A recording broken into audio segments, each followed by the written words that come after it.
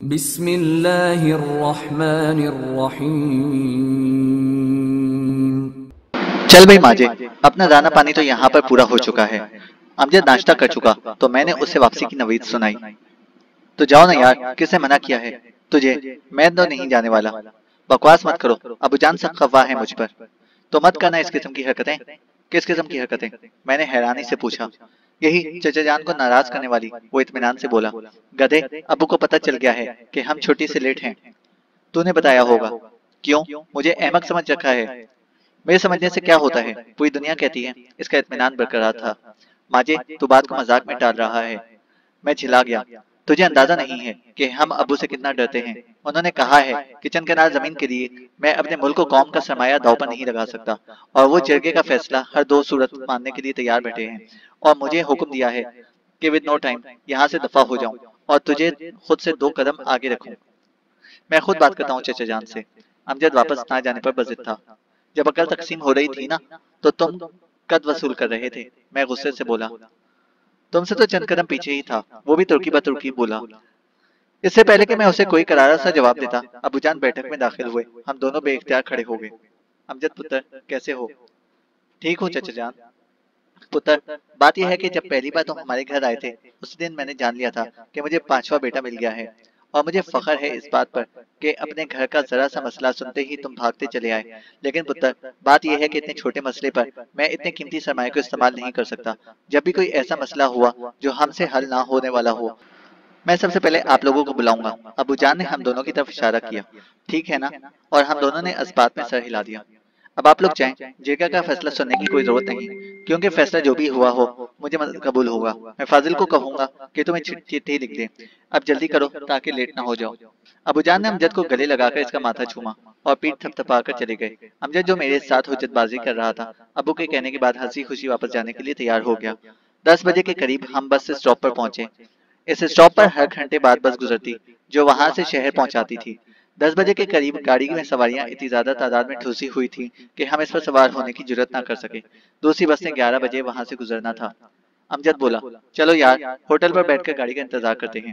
میں نے اس بات پہ سر ہلا دیا اور ہم دونوں ہوٹل کی چارپائیوں پر جا کر بیٹھ گئے۔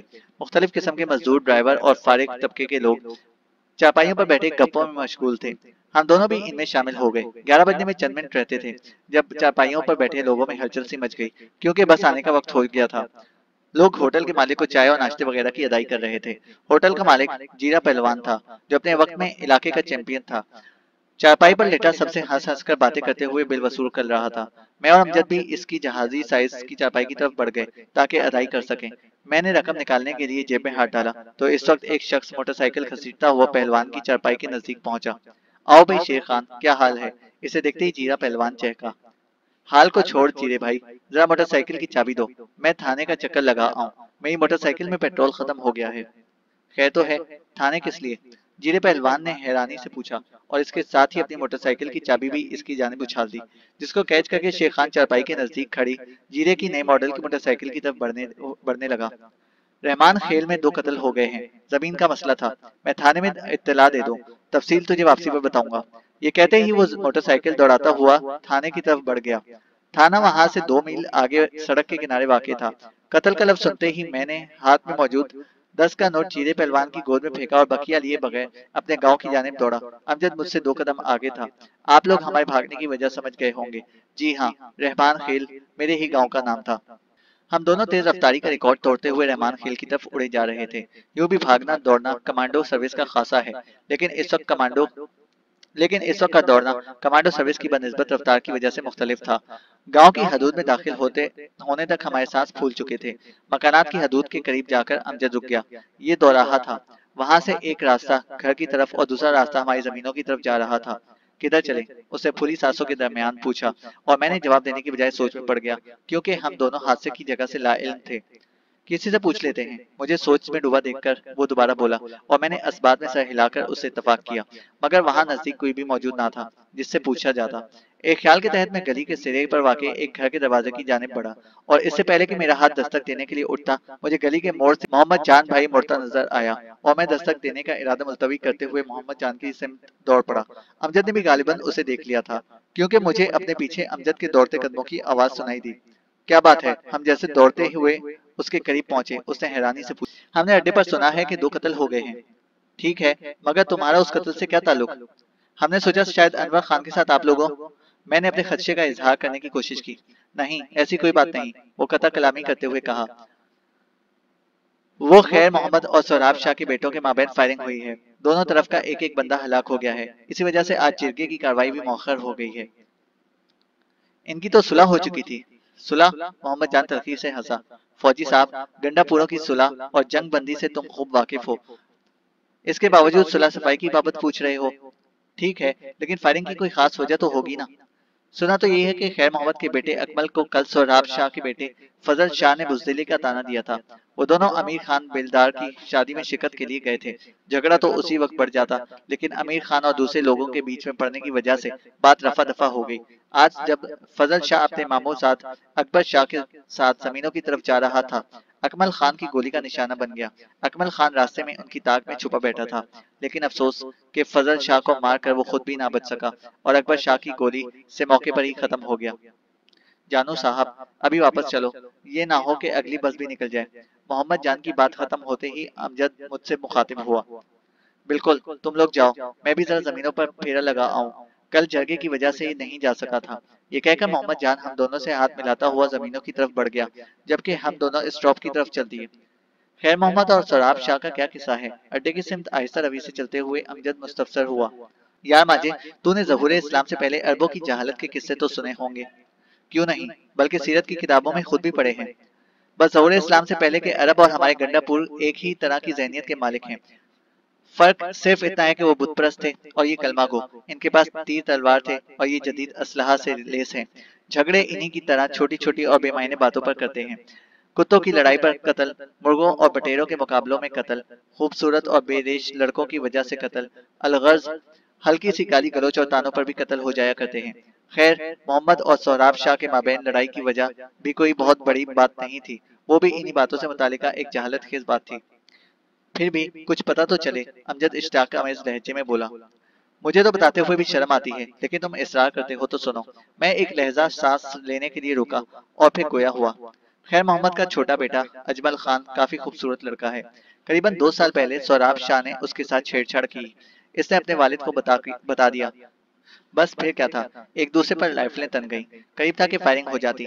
सोहराब खान जुर्माना भरने पर आमादा हो गया और अपनी हरकत के बदले इसे 20 केनाल अराजी खैर मोहम्मद के हवाले करनी पड़ी। कल गालिबन इसी जमीन का ताना अकमल को दिया गया था। अजीब बात है, अमजद हैरानी से बोला। छेड़ा तो लड़कियों को जाता है, आपके इलाके में अनोखा ड्रामा शुरू है, और ये जुर्माने के तौर पर दीद कैसी? ये इस इलाके का रिवाज है। अलबत्ता छेड़छाड़ के बदले रकम या राजी वगैरह कबूल नहीं की जाती। ये खैर मोहम्मद की बेगैरती थी कि वो जुर्माना लेने पर राजी हो गया। लोगों को इस बात से बेखबर रखने की कोशिश की गई, लेकिन ऐसे राज कहाँ छुपते हैं।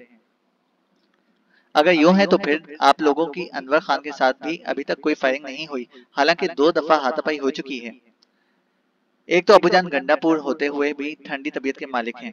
दूसरा ज्यादती चौके अनवर खान की तरफ से हुई है, इसलिए इनकी तरफ से फायरिंग की कोशिश नहीं की गई। वैसे ये हतमी बात भी नहीं है, वो किसी वक्त भी इस जहालत का मुजाहिरा कर सकते हैं। हम अभी बस स्टॉप से चंद गज दूर थे कि बस का हॉर्न सुनाई देने लगा। रात गए ही हम अपनी जगह पहुंच सके थे। सीनियर सूबेदार गुस्से और तशवीश की मिलीजुली कैफियत में मुब्तला था। कहाँ मर गए थे तुम दोनों? वो थाड़ा। सर, घर में प्रॉब्लम खड़ी हो गई थी, इसलिए। और तुम? वो अमजद से मुखातिब हुआ। इसकी नजर में हम अपने अपने घर गए हुए थे। मैं भी उमर के साथ था। टेलीफोन पर या टेलीग्राम देकर मुत्तला नहीं कर सकते थे? वो गुस्से में से बोला। बहरहाल, सुबह तैयार रहना, दोनों को कमांडिंग ऑफिसर के सामने पेश होना है। और हम सर हिलाकर अपने कमरे में आ गए। चल भाई माजे स... चल भाई माजे साहब, इज्जत अफजाई के लिए तैयार हो जाओ। जानी मियाँ, इज्जत आने जाने वाली चीज है, और तू क्यों घबरा रहा है? घबराना तो मुझे चाहिए, तुम्हारे साथ कोई पहली मर्तबा तो ऐसा नहीं हो रहा। और मैं इसकी बकवास को नजरअंदाज करके करवट बदलकर सोने की कोशिश करने लगा। सुबह के मामूलात से फुरागत के बाद हम दोनों वर्दी पहनकर दफ्तर पहुंच गए। Commanding officer lieutenant colonel Syed Ajlal Shah एक सख्त की डिसिप्लिन पसंद आदमी था। ऑफिस में बुलाकर हमारी प्रॉब्लम सुने बगैर वो बरस पड़ा। सख्त निकम्मे और नालायक हो तुम दोनों। बगैर इजाजत लेट आने की सजा मालूम है? तुम दोनों का कोर्ट मार्शल भी हो सकता है। एसएसजी एक मुनज़्ज़म इदारा है और कमांडिंग ऑफिसर होने के नाते मैंने हमेशा डिसिप्लिन की पाबंदी की और करवाई है। तुम दोनों का पिछला रिकॉर्ड देखते हुए मैं इतनी नरमी कर सकता हूँ कि तुम लोगों को घर भिजवाने की बजाय RTO रिटर्न टू यूनिट कर दूं, इसलिए अब तुम दोनों जाने की तैयारी करो। ये कहते ही इसने हमारे साथ खड़े सीनियर को हमें बाहर ले जाने का इशारा किया। नो आर्ग्यूमेंट, ले जाओ इन्हें। इसे अमजद को बात करने का मौका दिए बगैर हमारे साथ आए सीनियर से कहा और हम सैल्यूट करके बाहर आ गए। यूनिट वापस जाने में हमारी बड़ी सुबकी थी, लेकिन हम दोनों कुछ नहीं कर सकते थे। इसको कहते हैं लौट के बुद्धू घर को आए। अपना सामान पैक करते हुए आहिस्ता से बोला। गलत, इसको कहते हैं धोबी का कुत्ता, घर का ना घाट का। अमजद तलखी से बोला और मैं बेसाख्ता मुस्कुरा पड़ा। माजे, इतनी छोटी बातों पर परेशान नहीं हुआ करते। आर्मी की सर्विस करनी है, यहाँ ना सही यूनिट में सही, तनख्वाह और राशन पानी वहाँ भी मिलेगा। अमजद खिलाफे तवक्का खामोश रहा। सीनियर सूबेदार और कंपनी कमांडर ने अपनी सी कोशिश की कि हमारी सलाह पर अमल दरामद रुक जाए, मगर उन्हें कामयाबी ना हुई। मजबूरन अगली सुबह हम मूव ऑर्डर लेकर यूनिट रवाना हो गए। हमारी साबिक यूनिट इस वक्त इस करदू तैनात थी। यूनिट पहुंचते ही हमने खत लिखकर घर वालों को अपने नए एड्रेस से मुतला कर दिया। हमारा एक हफ्ता बटालियन हेडक्वार्टर में गुजरा। इस दौरान बटालियन कमांडर से हमारी मुलाकात भी कराई गई। हमारे वापस आने पर उन्होंने खुशी का इजहार किया और फिर एक दिन हम दोनों अगली फॉरवर्ड पोस्टों पर जाने के लिए तैयार खड़े थे। दोनों ने मुख्तलिफ पोस्टों पर जाना था। घर से दूरी के साथ अब हमें एक दूसरे से दूरी का दुख भी झेलना था। 4 साढ़े 4 साल की रफाकत ने हमें एक दूसरे के बहुत करीब कर दिया था। इत्मीनान था तो सिर्फ इतना कि जुदाई आर्जी थी। सर्दी बहुत ज्यादा थी। गर्म लिबास भी हमारी कभी दूर करने में नाकाम हो रहे थे, लेकिन ये सर्दी हमारे लिए नई नहीं थी। इससे हम पहले अस्तोर, जो कि गिलगित की तहसील है, के मज़ाफ़ात में मौजूद रट्टू स्कूल में इस इलाके से मुतालिक एक खुसूसी कोर्स कर चुके थे। अमजद की पार्टी बटालियन हेडक्वार्टर ही से दूसरे रास्ते पर रवाना हो गई, जबकि मैं अपनी पार्टी के साथ इससे मुखालिफ जानिब रवाना हुआ। कई घंटों की मसाफत के बाद हम पोस्ट पर पहुंच चुके थे। पोस्ट पर टेलीफोन और वायरलेस की सहूलियात मौजूद थी, लेकिन फोन अमूमन खराब ही रहता है, क्योंकि बर्फानी तोदे गिरने से फोन की लाइन कट जाती थी। वायरलेस अलबत्ता राब्ता बहाल रखता, लेकिन इसकी सबसे बड़ी खामी यह थी कि इसके जरिए सिक्योरिटी कायम रखना मुश्किल हो जाती, लेकिन मजबूरी की वजह से वायरलेस के जरिए ही राब्ता बहाल रखा जाता था। अलबत्ता ऑर्डर्स वगैरह पास करने के लिए कोड वर्ड्स इस्तेमाल किए जाते ताकि सिक्योरिटी बरकरार रहे। अमजद से भी चंद मरतबा गुफ्तगू हो चुकी थी, लेकिन बातचीत सलाम दुआ से आगे नहीं बढ़ी थी। घर से राब्ते का वाहिद जरिया खत था, जिसका मैं शिद्दत से मुंतजिर था। हमारे सेक्टर की 8 पोस्टें थीं और तमाम पोस्टें एक ही बेस से मुंसलिक थीं। बटालियन से डाक वगैरह बेस तक पहुंचाई जाती और इससे आगे तमाम पोस्टें अपने सामान की वसूली के लिए पार्टियां रवाना करती। पार्टियों की नकलो हरकत का इन्हिसार मौसम की सूरत हाल पर रहता, लेकिन अमूमन नवंबर के महीने में ये नकलो हरकत 3 माह के लिए बिल्कुल रोक दी जाती, क्योंकि इस अरसे के दरमियान बर्फ़ बड़ी शिद्दत से गिरती और इसी वजह से बर्फ़ानी तोदे भी बड़ी तादाद में गिरते रहते थे। घरेलू परेशानी से कतई नज़र ये इलाका दिलफरेब और दीदा ज़ेब नज़ारों का मुरज्जा था। साफ़ व शफाफ फिजा में दूर तक फैले पहाड़ी सिलसिले अजीब मंजर पेश करते। ज़्यादा बुलंदी और दरख्तों की गैर मौजूदगी की वजह से गो ऑक्सीजन बहुत कम थी, लेकिन ये कमी सिर्फ नकलो हरकत या जिस्मानी मुशक्क़त करते वक्त महसूस होती थी। पोस्टों पर हम लोगों का वाहिद काम ड्यूटी की बजा आवरी था और इसके बाद तमाम लोग अमूमन ताश खेलने में मशगूल रहते या स्लीपिंग बैग्स में घुसकर घर और गाँव की यादों में खो जाते। मैं अलबत्ता फ़ारिग औक़ात में हल्की फुल्की जिस्मानी वर्जिश में मशगूल रहता था। पोस्ट का सेकंड इन कमांड हवालदार कामिल और सिग्नल का सिपाही साजिद भी अमूमन मेरी मशक़ें देखने आ जाते थे। जूडो वगैरह के दाव पेच के इस्तेमाल में चूँकि दूसरे आदमी की ज़रूरत पड़ती थी, इसलिए जूडो की मशक़ करते वक्त मैं इन दोनों को अपने साथ शामिल कर लेता और वो दोनों भी कुछ सीखने के शौक़ में तख्ता मशक़ बने रहते। गिरने और किसी को उठाकर फेंकने के लिए बर्फ़ बड़ी उम्दा मावन साबित होती। ताज़ा गिरी हुई बर्फ़ तो फोम से भी ज़्यादा नरम होती है। रात को मैं भी साथियों के साथ ताश खेलने में मशगूल हो जाता। गंडापुर होने की वजह से ताश का खेल मेरी घुट्टी में पड़ा था। पत्ताबाजी और चालों में तो बड़े बड़े जगादरी खिलाड़ी मेरी सलाहियतों का लोहा मानते थे। ये बेचारे तो फ़कत पत्ते फेंकना जानते थे, इसलिए पहले दिन ही तमाम ने मुझे अपना गुरु मान लिया। पोस्ट पर तो हम टोटल 12 बंदे थे, जिसमें एक सूबेदार, एक हवालदार और बाकी तमाम सिपाही या लांसनाइक थे। एक बंदा हमने खाना पकाने यानी कुकिंग वगैरह के लिए मुख्तस किया हुआ था। बाकी के 9 बंदे ड्यूटी देते थे। मुझे पोस्ट पर आए महीना होने को था जब सेक्टर के बेस पर तमाम पोस्टों की डाक और रिफ्रेशमेंट का कुछ सामान पहुंचा। रात को जब वायरलेस पर ऑर्डर पास हुआ तो सूबेदार साहब ने कहा, सुबह सवेरे पार्टी आगे भेज देंगे। डाक की आमद का सुनकर तमाम लोग खुश हो गए। पता नहीं किन खुश नसीबों के ख़त आए होंगे। मेरे करीब स्लीपिंग बैग में घुसा अली मोहम्मद ज़ोर से बड़बड़ाया, कल इस टाइम तक पता चल जाएगा। गुलाम मोहम्मद बोला, चलो इस टाइम तक तो खुश हो लें। ये कहते ही अली मोहम्मद ने अपना सर भी बैग के अंदर कर लिया। लेकिन इन दोनों के अंदाजे गलत साबित हुए। रात के करीबन 2 बजे थे जब हल्की हल्की बर्फबारी शुरू हुई और सुबह तक शिद्दत इख्तियार कर गई, जिससे पार्टी का जाना मौखर हो गया। बर्फबारी पूरा हफ्ता जारी रही। जिस दिन रुकी उसी दिन बटालियन हेडक्वार्टर की तरफ से ऑर्डर पास हुआ कि हर किस्म की मूवमेंट फरवरी तक बंद कर दी जाए। इसका मतलब है कि अगर हमारा खत हुआ भी तो अगले 3 महीनों तक हमें नहीं मिल सकेगा। मैंने अली मोहम्मद से इस्तफसार किया। इस वक्त हम दोनों ड्यूटी पर खड़े थे। नहीं यार, उसने नफ़ी में सर हिलाया। अगर रानी हमारे सेक्टर की तरफ आ निकली तो डाक ले आएगी। रानी?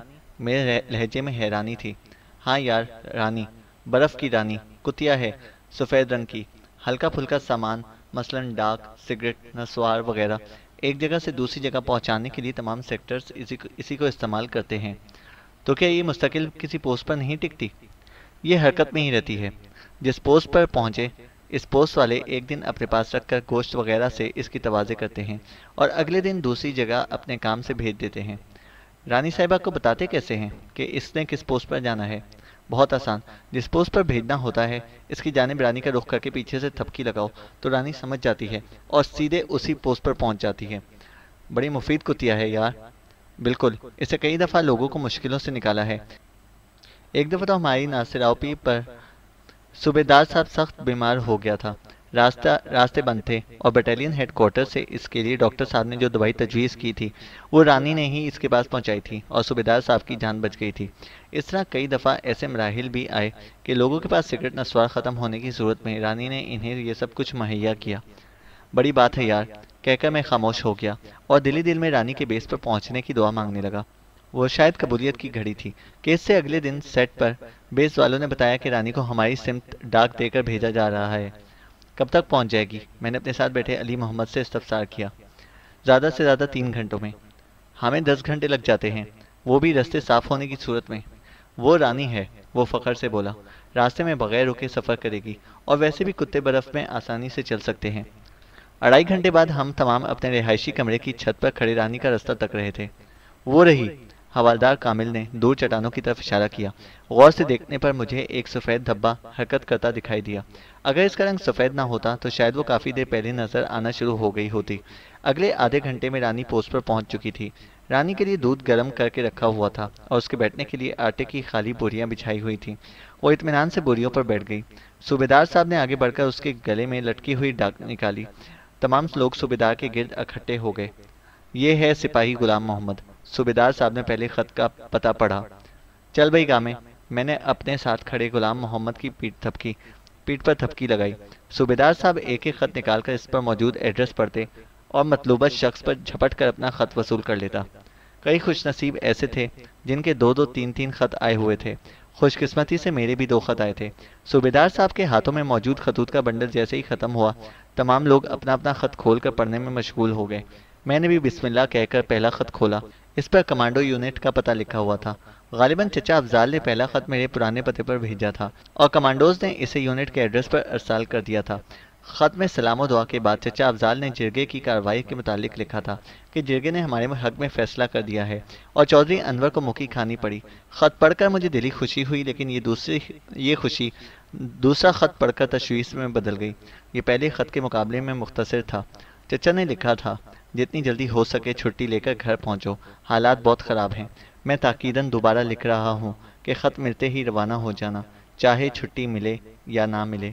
मैंने ख़त पर लिखी तारीख देखी। 10 दिन पहले का ख़त था। इसका मतलब था कि रास्ते में रुके बगैर ये मुझ तक पहुंचा था। मैंने ख़त के मजमून से नज़रें उठाकर दाएं बाएं घुमाई। चारों तरफ दूर नज़दीक बर्फ़ की चादर ओढ़े पहाड़ी सिलसिले दिखाई दिए। छुट्टी मिले या ना मिले, आ जाओ। मेरे दिमाग में चचा अफजाल के लिखे अल्फाज गूंजे। कैसे आ जाऊं? मैंने खुद कलामी की। कुछ करना पड़ेगा, कुछ तो करना ही पड़ेगा। मेरी सोचों में हलचल सी मच गई।